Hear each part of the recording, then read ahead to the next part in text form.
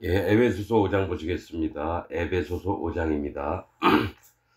그러므로 사랑을 입은 자녀같이 너희는 하나님을 본받는 자가 되고, 예, 그리스도께서 너희를 사랑하신 것 같이 너희도 사랑 가운데서 행하라. 그는 우리를 위하여 자신을 버리사 향기로운 제물과 생축으로 하나님께 드리셨느니라. 자, 사랑을 입은 자녀같이 하나님을 입은 자녀같이 너희는 하나님을 본받으라는 거죠. 이게 그냥 우리가 사랑이라니까 서로 뭐 감정적으로 이렇게 사랑하고 이러는데, 이 사랑이라는 말을 하나님으로 대입을 해야 하세요. 그러면 하나님을 입은 자가 자녀같이 너희는 하나님을 본받는 자 되고, 그러니까 우리가 하나님을 마음으로 입었으니까 사실은 하나님이 성령님이에요. 그래서 하나님을 본받는 자 되는 겁니다. 하나님이 우리에게 어떻게 예수님과 성령님을 준비하셔서 우리를 구원하셨는지, 우리 또한 하나님의 뜻들과 그 선하신 하나님 마음들을 알고 본받아야 된다는 겁니다. 2절, 그리스도께서 너희를 사랑하신 것 같이, 자, 그리스도 성령님이 너희를 사랑하신 것 같이 라고 이제 읽겠습니다. 너희도 사랑 가운데서 행하라. 하나님 가운데서 행하라는 거예요. 그러니까 하나님, 성령님, 예수님이 다 같은 한 분이신데 그때그때마다 이제 말을 달리합니다. 그래서 이 사랑을 행할 수 있는 거는 뭐냐면 성령님이 내 마음에 오셨을 때 하는 겁니다. 그래서 하나님의 이 모습을 우리가 담게 돼요. 성령님 때문에.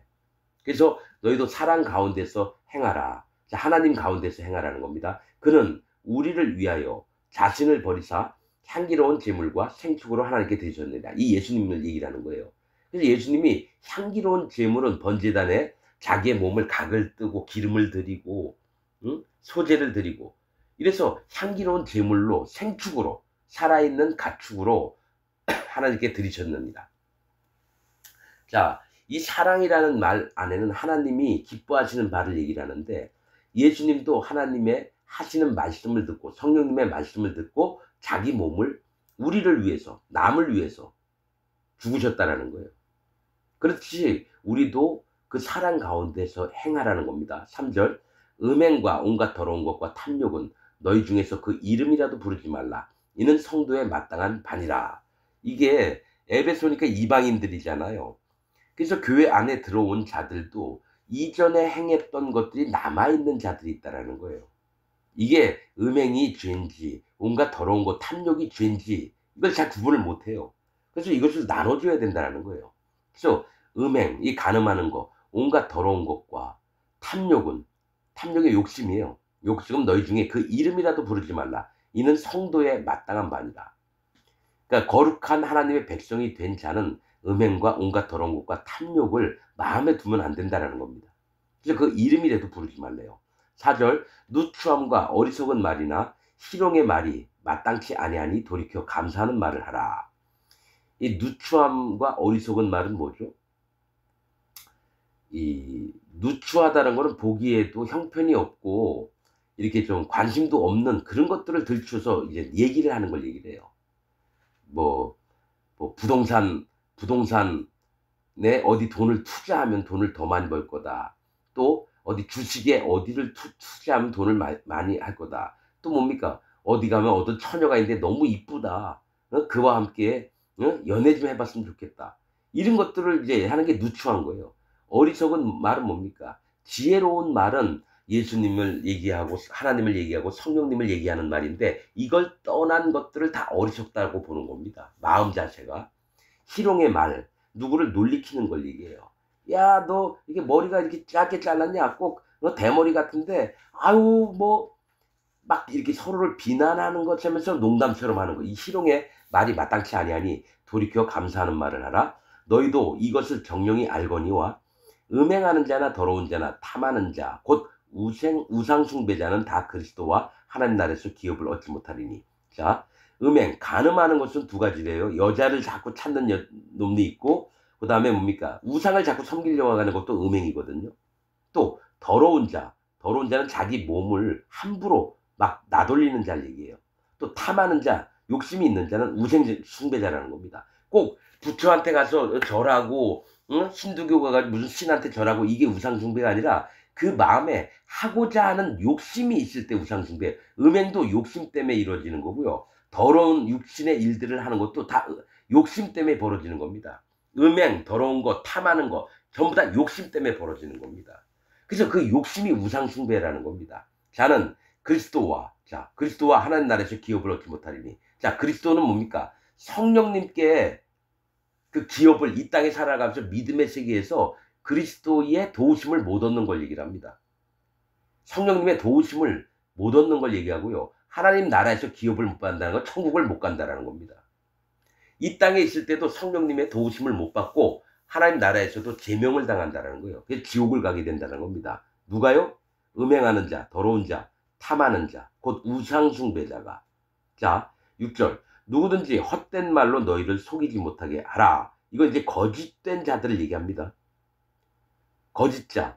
누구든지 헛된 말로 너희를 속이지 못하게 해라. 어떤 형제가 예루살렘에 왔어요. 근데 그도 예수님 믿는다 그래요. 근데 그의 말에서 할례 받아라. 절기를 지켜야 되고 안식일을 반드시 지켜야 되고 이딴 얘기를 계속 해주는 거예요. 그래서 헛된 말을 너희를 속이지 못하게 해라. 이를 인하여 이 때문에 하나님의 진노가 불순종의 아들들에게 임하나니. 이 불순종의 아들들은 거짓자들을 얘기합니다. 하나님이 가서 이렇게 얘기해라 했는데 그 얘기 안 하고 딴 얘기를 하는 거예요. 순종하지 않아요. 불순종이라 해서 무슨 뭐 죄 짓고 이런 게 아니라 헛된 말을 퍼뜨리는 겁니다. 교회 안에서 복음이 아닌 것들로 자꾸 주장을 하는 자들이 있습니다. 이게 거짓자들이에요. 그래서 불순종의 아들들에게 임하나니 그러므로 저희와 함께 참여하는 자 되지 말라. 이거 뭐냐면 불순종의 거짓자들과 함께 동조해서 나가는 자들은 하나님의 나라를 유업으로 못 얻습니다. 그래서 저는 보는 게 현재 기독교 안에 있는 99.99%의 목사들이 전부 다 불순종의 아들들이에요. 거짓자입니다. 저희와 함께 참여하는 자가 되지 말라. 그들 교회에서 같이 예배를 드려요. 그 예배 드리는 맨 십자가 뒤에는 사단 마귀가 앉아있는데 거기다 계속 예배를 드리고 있어요. 그럼 어떻게 됩니까? 전부 다 하나님이 지옥에 잡아놓을 수밖에 없어요. 자, 8절. 너희가 전에는 어둠이더니 죄 가운데 있었다라는 거예요. 하도 불순종의 아들들로 사단 마귀의 그 노략질을 당하고 있는 어둠이었다라는 거예요. 이제는 주 안에서 빛이라. 즉 예수님 안에서는 우리가 빛이 됐어요. 여러분, 빛은 예수님이에요. 성경에서 빛은 예수님입니다. 하나님 안에서 빛이라. 너희가 예수님처럼 똑같이 변했다라는 거예요. 빛의 자녀들처럼 행하라. 예수님의 자녀들처럼 행하라는 겁니다. 빛의 열매, 즉 예수님이 주시는 열매는 모든 착함과 의로움과 진실함에 있느니라. 이 착함은 선하다라는 겁니다. 하나님의 선한 일을 생각하며, 의로움은 하나님께 할례받은 믿음을 지켜서 마음을 하나님을 경외하며 하나님만 향해서 달려나가는 그 마음이 의로움이에요. 또 진실함은 거짓이 없는 진리를 향하여서 그 마음판이 진리에 있는 그 마음이 진실함이 있습니다. 자, 10절. 주께 기쁘시게 할 것이 무엇인가 시험하여 보라. 그러니까 마음에 원래 하나님을 시험하면 안 되는데 주님이 뭘 기뻐하실까? 이것도 해볼까? 저것도 해볼까? 그건 괜찮다라는 거예요. 11절. 너희는 열매 없는 어둠의 일에 참여하지 말고 도리어 책망하라. 자, 열매가 안 나오는 어둠의 일에 참여하지 말고 도리어 책망하라는 겁니다. 옆에 형제가 뭐 한다 그러는데 이게 분명히 하나님 기뻐하시지 않아요. 그러면 그거는 하지 않는 게 낫겠다. 오히려 왜 그런 생각을 하느냐? 이 책망을 해야 됩니다. 근데 같이 동조해서 그 일을 했다. 그럼 둘 다 망하는 겁니다. 12절. 저희의 은밀히 행하는 것들은 말하기도 부끄러움입니다.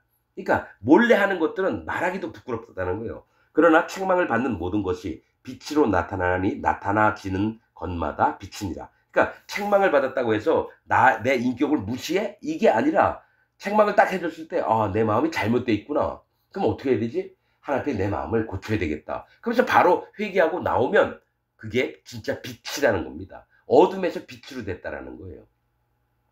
14절. 그러므로 이르시기를 잠자는 자여 깨어서 죽은 자들 가운데서 일어나라. 그리스도께서 네게 비추시리라 하셨느니라.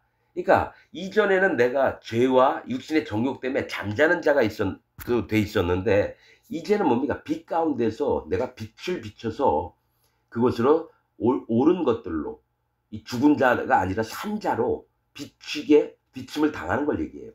15절. 그런즉 너희가 어떻게 행할 것을 자세히 주의하여 지혜 없는 자 같이 말고 오직 지혜 있는 자 같이 하여. 자, 어떻게 행할 것을 자세히 주의한다는 것은요, 주목해서 본다라는 거예요. 자세히 주목하는 건 주목. 그래서 그것만 따지게 바라보는 겁니다. 주의하여 지혜 없는 자 같이 말고. 지혜는 예수님이라 그랬죠. 예수님이 없는 자처럼 말고 오직 지혜 있는 자 같이 하여 예수님 앞에 있는 자처럼 행동을 하라는 겁니다. 하여 세월을 아끼라. 때가 악하니라. 자, 지혜, 예수님을 따라가면서 그 마음을 연합하다 보니까 세월이 너무 아까운 거예요.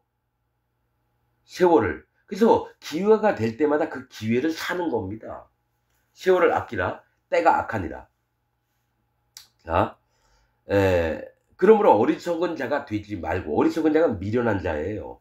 청명하지 않은 자예요. 어리석은 자는 뜻이 성령님을 안 따라가는 자입니다. 성령님을 안 따라가는 자, 인도를 안 받는 자. 어리석은 자가 되지 말고 오직 주의 뜻이 무엇인지 이해하라. 마음에 계신 성령님의 뜻이 무엇인지 이해하라는 겁니다. 자, 18절. 술 취하지 말라. 이는 방탕한 것이니 오직 성령의 충만을 받으라. 이제 교회 나온 자들도 여럿 있는데 술에 취해서 방탕한 생활을 하는 자도 있다는 거예요. 그래서 오직 그 마음에 성령의 충만을 받으라는 건 성령님은 그 마음에도 있는데도 뭡니까? 술 취해서 막 구분도 못하고 이렇게 해요.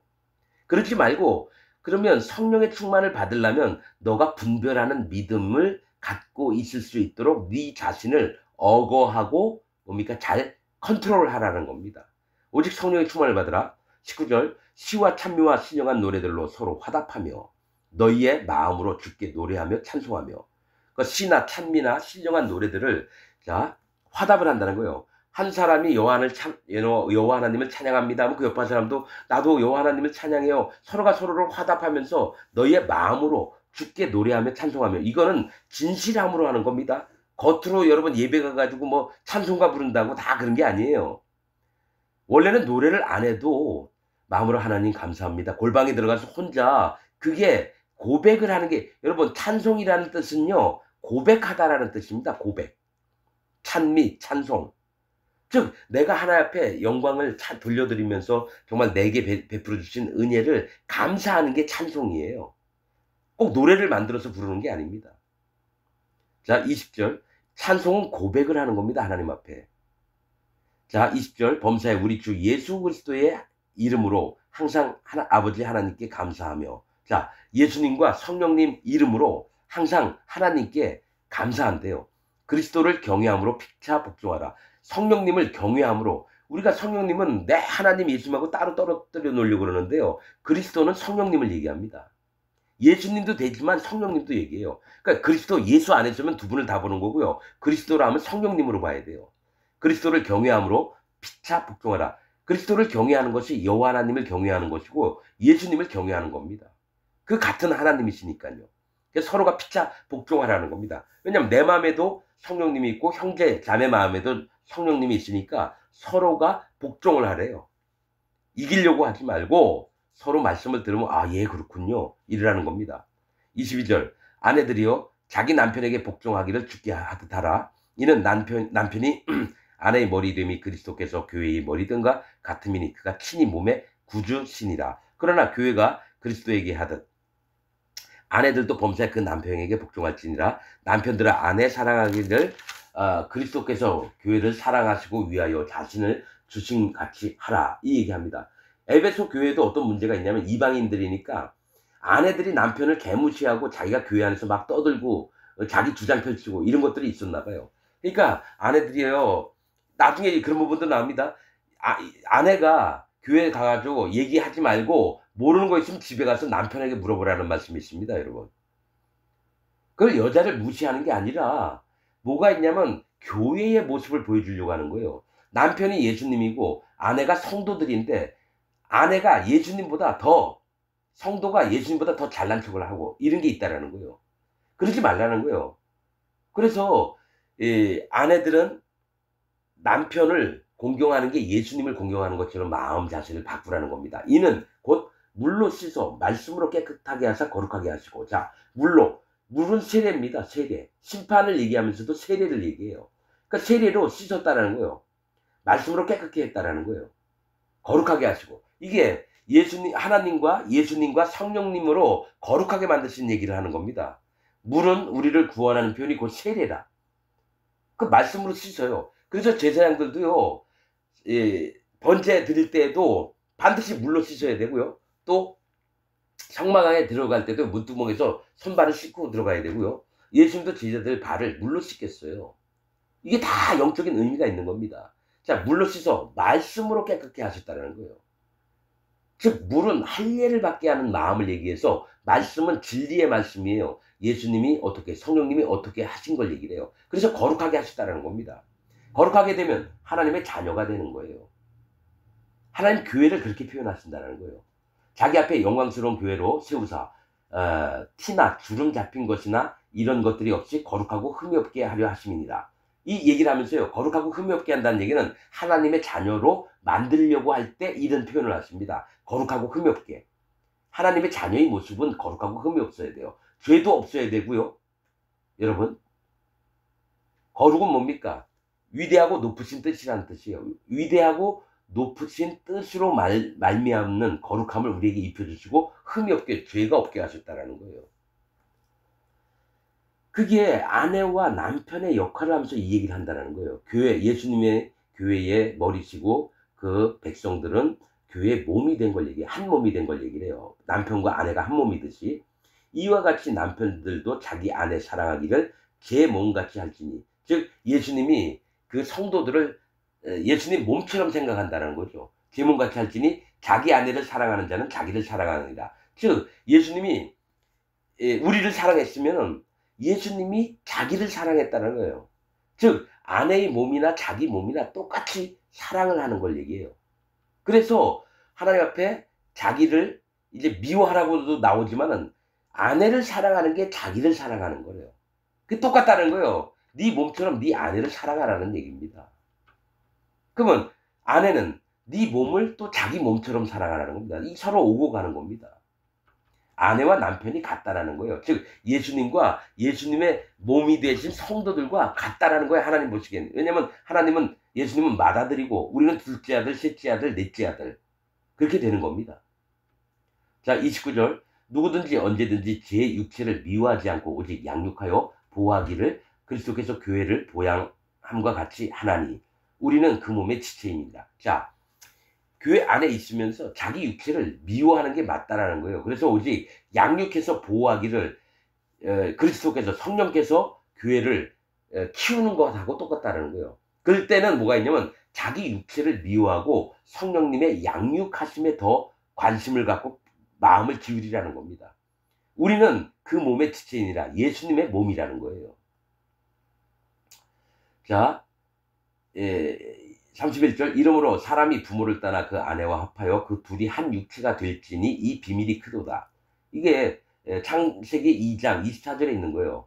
아담이 하와를, 그 부모를 떠나, 자, 그 아내와 합하여 그 둘이 한 육체가 될지니 이 비밀이 크도다. 내가 그리스도와 교회에 대하여 말하노라. 그러니까 남편이 예수님이고 우리 뭡니까? 성도들이 그 아내가 되는 거예요. 한 몸을 이루는 겁니다.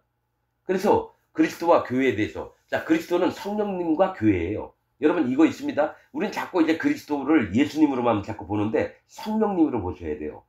성령님이 교회에 대하여 말하노라. 여러분 계시록 2장에 보면 각 교회, 아시아 7교회 얘기하면서 끝날 때 어떤 얘기예요? 성령이 교회에게 하시는 말씀을 들을지어다. 이 얘기를 꼭 하세요. 즉 남편이 그 성도들에게 얘기하는 것을 들을지어다, 이 얘기입니다. 그래서 그리스도와 교회는 뭡니까? 성령님과 교회예요. 말하노라. 그러나 너희도 각각 자기의 아내 사랑하기를 자기같이 하고 아내도 그 남편을 경외하라. 그러니까 하나님의 교회에 있어야 될 것입니다. 남편과 아내가 서로 사랑하라는 겁니다. 예수님이 우리를 사랑하고 우리가 예수님 사랑하듯이 그 마음을 지키라고 하는 게 에베소서 5장입니다. 여러분, 우리가 여러 말씀들이 있지만은 교회 안에 있어야 될 기준, 조금 그 생활 방도들과 또 교회 안에서 예수님과 우리가 어떤 마음으로 있어야 될지를 얘기하는 게 에베소서 5장입니다. 또 또 6장은 다음 시간에 하고 오늘은 금방 마치겠습니다.